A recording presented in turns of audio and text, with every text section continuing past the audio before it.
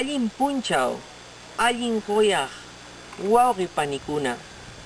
I would like to introduce you what this channel is about. The channel intends to answer the following question. What clues and insights can we get from the Andean civilization to overcome the current social and environmental crisis?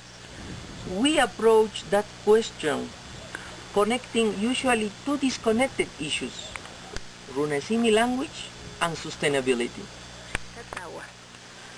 Runasimi is the heart of the Andean civilization, the richness of Andean human creation in terms of philosophy, science, technology, art, and lifestyle are encoded in Runasimi. The channel encourages to our wawqi panikuna, the Runa people, to express our feelings, our thinking, and our experiences in our own language.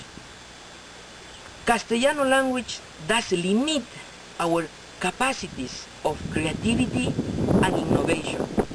It also shows limitations for meaningful communication. We, as Inka descendants, must act with identity, dignity, and leadership. Currently, there is a need to share knowledge and perspectives for exploring pathways for sustainability.